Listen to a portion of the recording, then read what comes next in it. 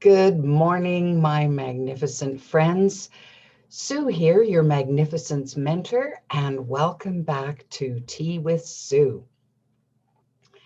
I have a big topic today. I don't know how far we'll get with it, but we can always revisit it at some point. The topic today is releasing unworthiness.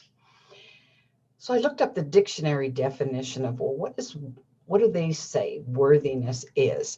And I can't say I was all that satisfied with their definition because I think of worthiness differently than that. But their definition was, let me read it here. Oh, good enough, suitability. Okay, let's go with good enough. Well, it's interesting when I think about creation and when our Creator put human beings on planet Earth or beings in human form, do you suppose that Creator just woke up and said, well, I'm going to put these beings on planet Earth and in human form, they're not going to be worthy. They're going to need to strive for centuries to measure up in order to be considered part of my family, part of the kingdom. And I doubt that happened. And certainly any of you who have read your Bible, and it says that we were created in God's image. Well,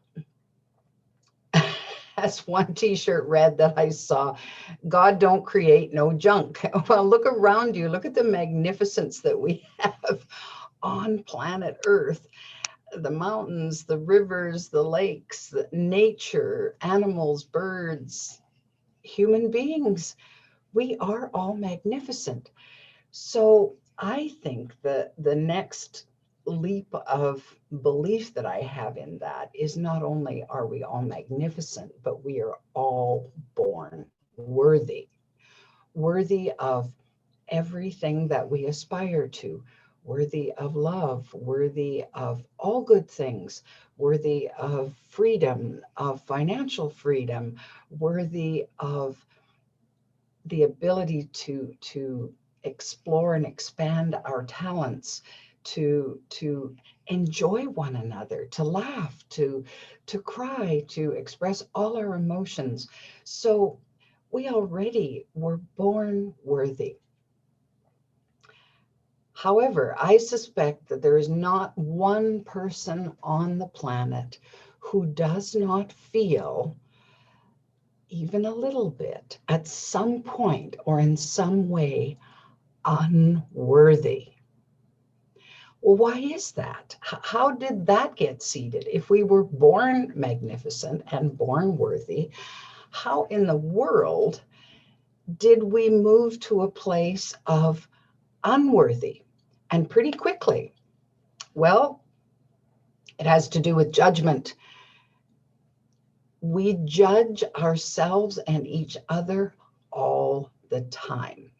Now, if you grew up in a family of more than one child, so if you were not an only child, then pretty early on, if you had a younger or older sibling, the comparison started. And maybe based on the way you were treated versus the way your sibling was treated, you assumed, rightly or wrongly, that mom loved your sibling better than you, that somehow you didn't quite measure up. You weren't as worthy of her time and attention as he or she was. And of course, chances are pretty good your sibling was thinking exactly the same thing about you. And so the sibling rivalry started, right? Well, mom loves you better and I never got, or whatever, or dad loves you better. And then the fight's on, right? And I know people who have had brothers and sisters and they're well into their 70s and 80s and even 90s, and the rivalry still continues. Oh, well, she thinks she's all that, or well, he never. And you go, whoa, hold the phone here. So I look at this and I'm highly amused by it, while also knowing how I bought into that without even realizing it when I was very, very small. So there were decades when I was old enough to think about it that I didn't feel I fit in my family because somehow I didn't quite measure up. I wasn't quite like them.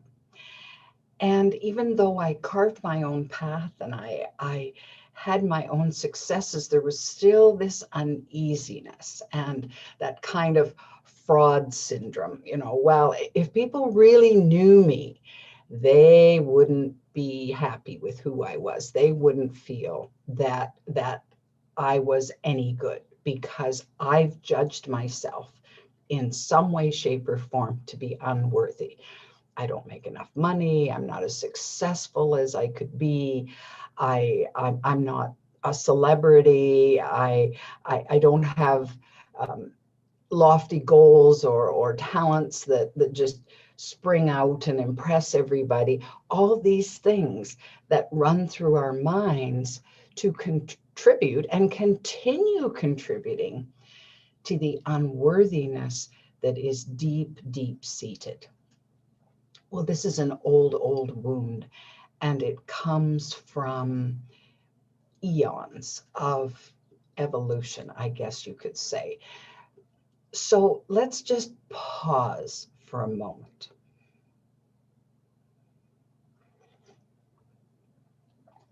Tea is good at a time like this because I think it's important to examine our sense of unworthiness and look at what we have reaped by sowing that seed of unworthiness or having it sown for us. So I think when we were the littlest and couldn't really think for ourselves, we got bombarded with ways to think that we were unworthy just by the very factor of what we could or couldn't do, whatever we did that was bad, wrong, all those labels, or our inadequacies or not measuring up in some way.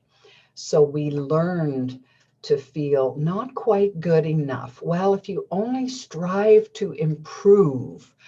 And did the teacher focus on when it was parent teacher night on, well, Johnny is just exceptional in mathematics and I'm so pleased with how well he completes his work. No, it's, well, Johnny needs to read more. He's not very good at English. And so the focus is on everything that you don't do well, with the goal of, well, if you just improve, if you just get to this point, then you'll measure up. You'll be enough. So the goal is here. But the trouble is the goal keeps shifting, right? The goal is here and you get there.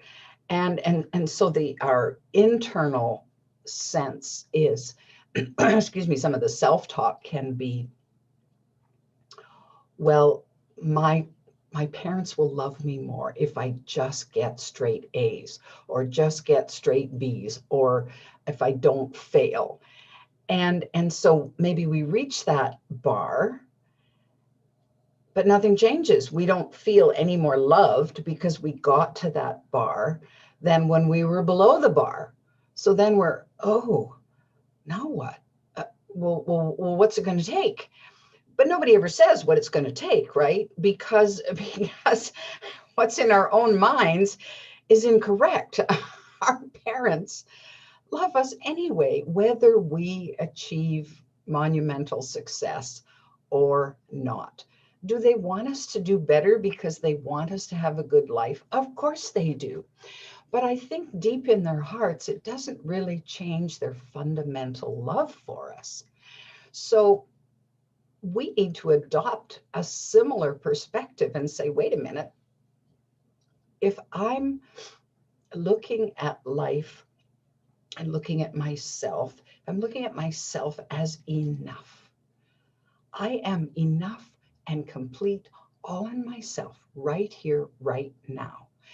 And that label becomes, I am worthy.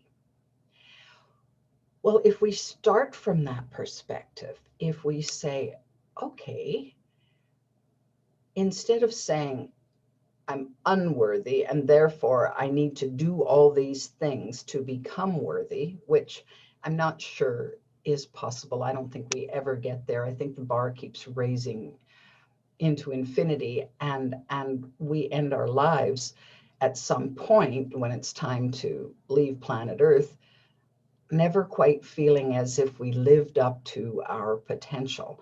And there's a disappointment that comes from that. Fear is a big part of this whole thing. Well, how can we be our most creative selves if fear is running in the background? Oh, I don't know if I can do it. Oh, I don't think I can measure up. Oh, I'm going for an interview with this really great job, and I'm not sure I'm worthy of it. And what if there's somebody better than me? And it sets up a tone of frantic unease inside of us that does not contribute to our joy, and certainly does not contribute to our well-being. So, and physiologically, it's harmful to our bodies. Well, when it's harmful to our bodies, then our minds and our spirits take a plummet, right? So what do we do then to release this unworthiness? I thought about words that would, are we combating it? Are we conquering it? What are we doing with unworthiness? Well, I'm not so sure that fighting against unworthiness is the right approach. But I think looking at being, first of all, becoming aware of how unworthy do I feel. Now, let me give you a very 2x4 example of my own in facing my own unworthiness.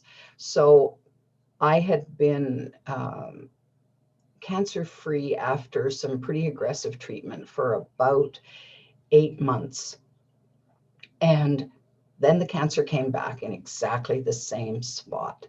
Well, I was totally back into fear. I was angry. I was upset and feeling very, very discouraged.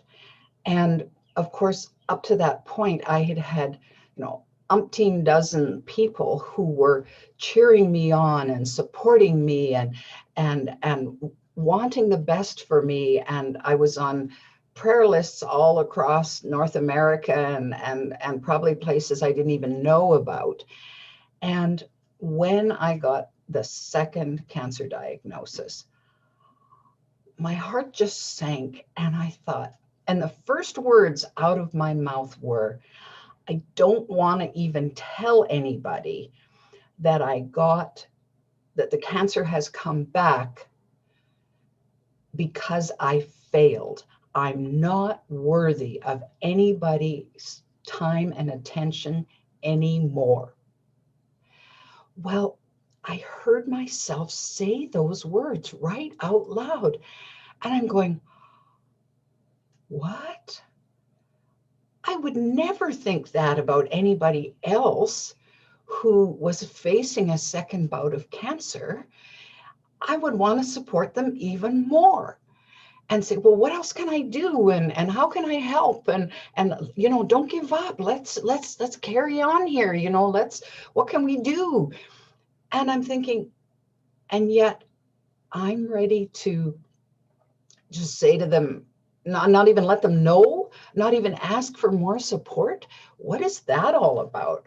So of course, that was all about unworthiness. And I thought, wow, what has led me to believe that I'm not worthy of anyone else's time and attention, that I can't ask for more support, more help, more whatever it is that I need? Well, that shocked me. And it shocked me almost as much as the second diagnosis, let me tell you. So I knew then, okay, we have more work to do here. Of course, I knew that when cancer came calling for me, there were going to be lessons and there were going to be gifts. Well, here was the beginning of a huge gift, because I had not believed up to that point that I felt particularly unworthy. I hadn't really explored it, but I'd worked a lot on myself over the years, and I'd grown into my own skin and felt quite personally good about who I was and where I was at for the most part. So I didn't imagine that I had that level of unworthiness. So the work began at that point for me.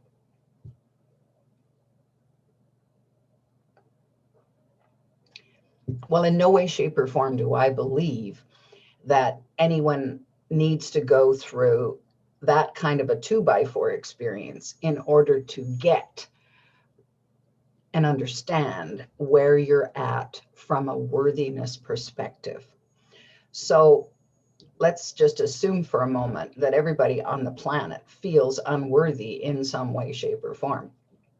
And it could be a little bit or a lot, doesn't really matter. The seed is there and it's been planted and buried deep. So it's a wound that requires healing. Of course, in order to heal that wound, we first need to acknowledge that it's there in the first place.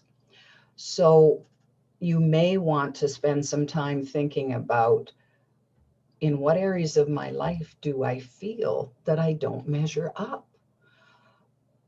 How am I in relation to receiving?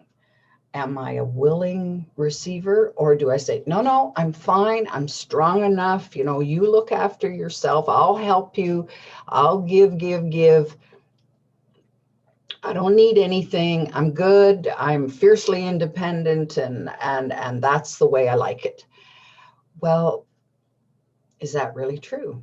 So it's to question that and say, or am I afraid of receiving? Am I afraid of opening up to that vulnerable part of me that says, I could use some help here. I don't want to do it all by myself, or I don't feel I can do it all by myself. So could you give me a hand? And and of course, it opens us up to rejection for somebody to say, well, no, actually, I don't want to help you. Well, I don't find that to be the case. For the most part, people want to help. And when we ask for their help, they're quite grateful that you asked, because they want to give, and you can't give them an opportunity to give if you won't receive. So it works both ways. So if you block the flow, you give, give, give, give, give, and never receive, then you block that flow of giving and receiving, and it doesn't serve anybody. So you don't want to be so wrapped up in yourself that you won't allow other people to give. Well, the only way they can give to you is by you being willing to receive. I was a grudging receiver for a while as I was practicing receiving. I didn't want to receive because it kind of hit my pride and my sense of, this fierce independence. It was hard to give up.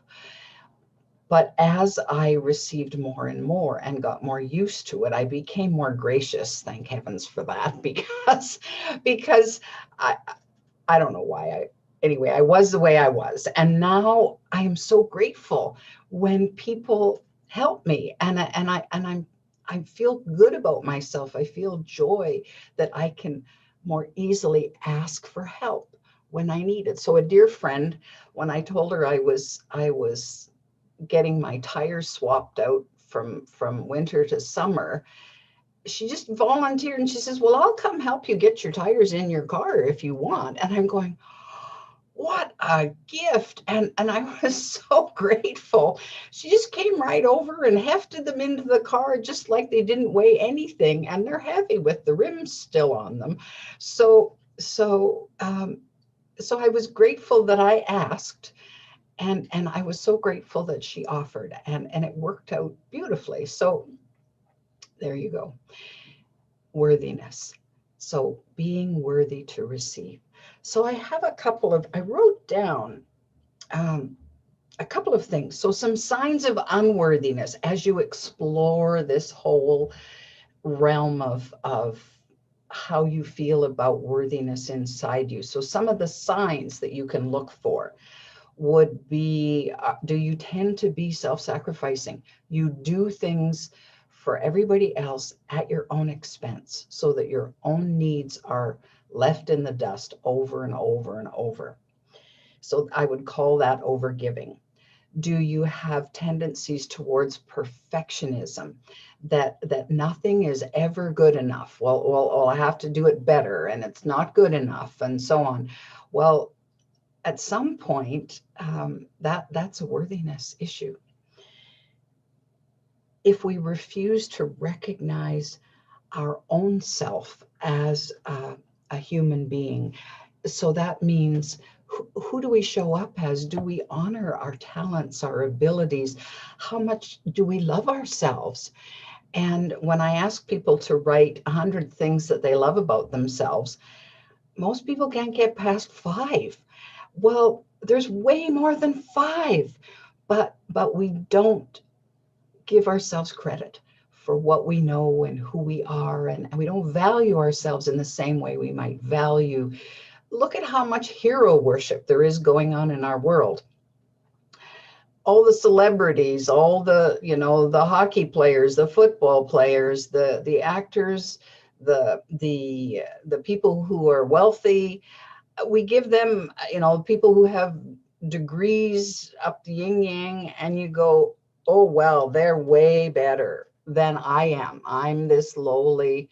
Well, what is it that says that the billionaire CEO is worth more than the janitor of the company? What says that the doctor is worth more than the orderly? Well, what says? Well, society says, we say, because we judge. And we judge the homeless person sitting on the street corner. Well, they should go out and get a job. We don't know what kind of life they have lived.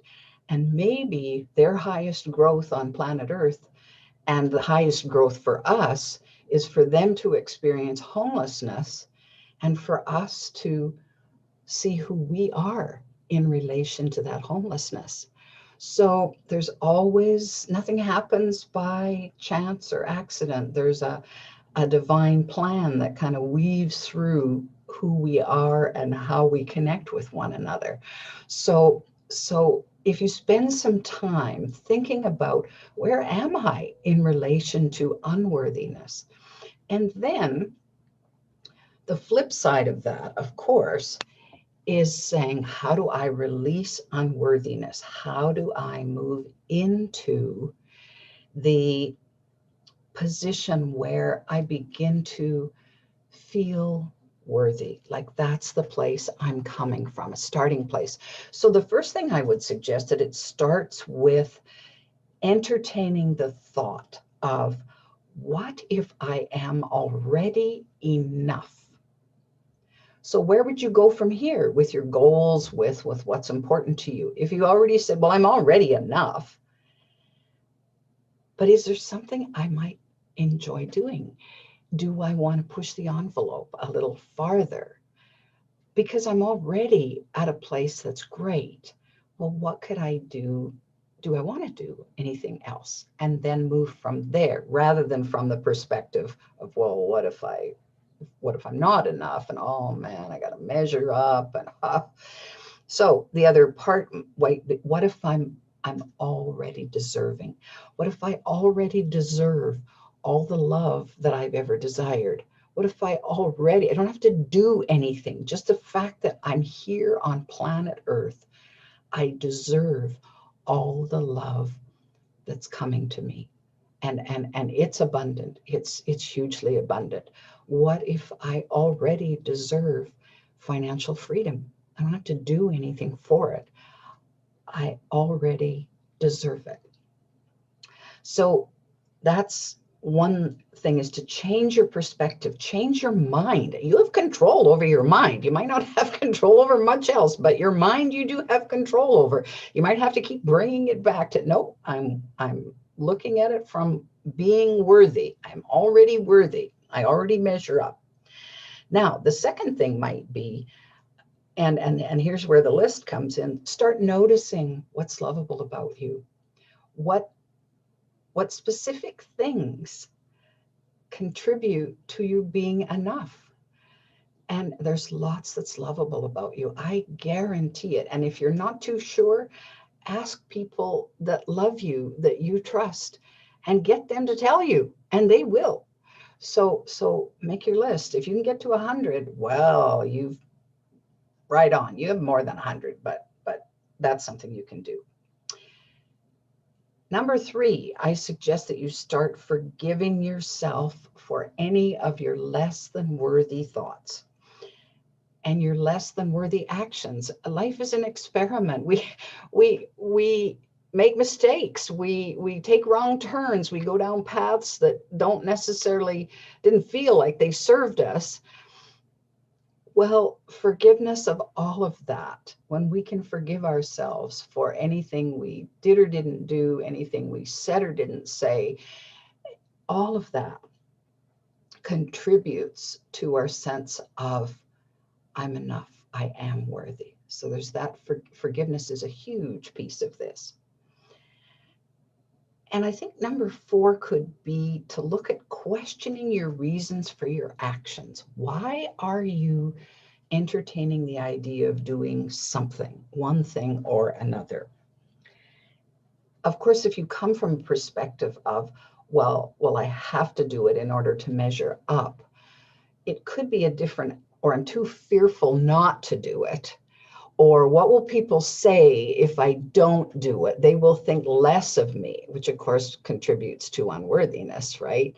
So then we want to say, well, why would I do this? Well, if I start from a place of,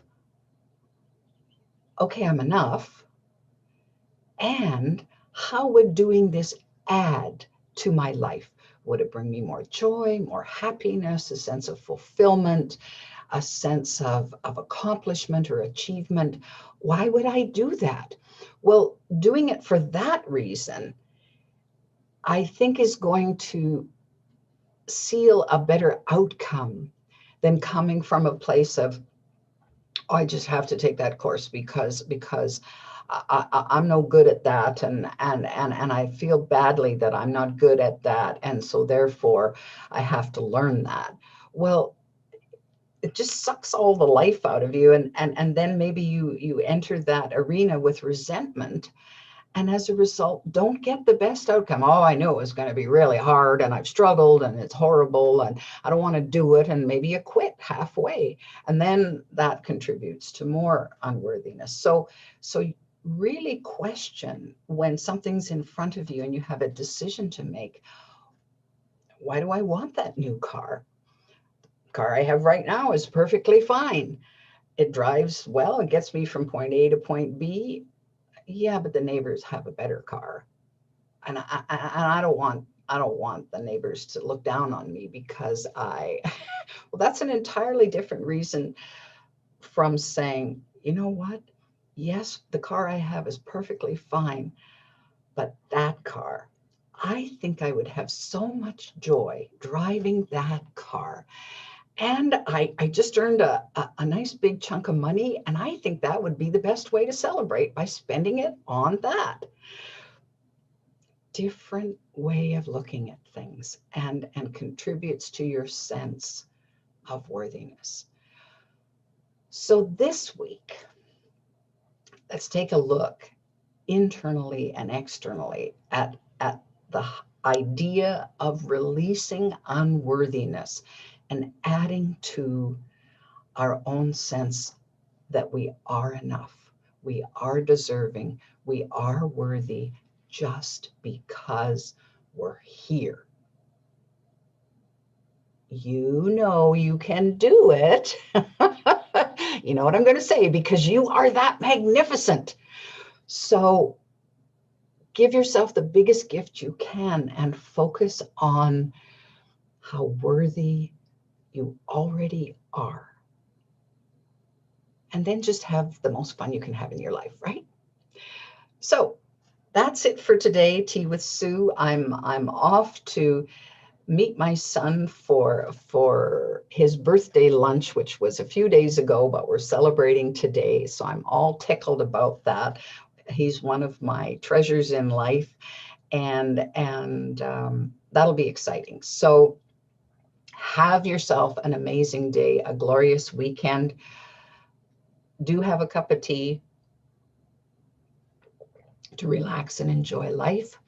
If you like Tea with Sue, you can subscribe to my channel. You can download more Tea with Sue on my app, which is a free download, The Magnificence Mentor. And I love comments. I'm happy. If you have questions, then drop me a note and I'm happy to respond. Thank you, my magnificent friends, for being here today. It's a sheer joy to share with you every week, and we'll look forward to seeing you next week. Bye for now.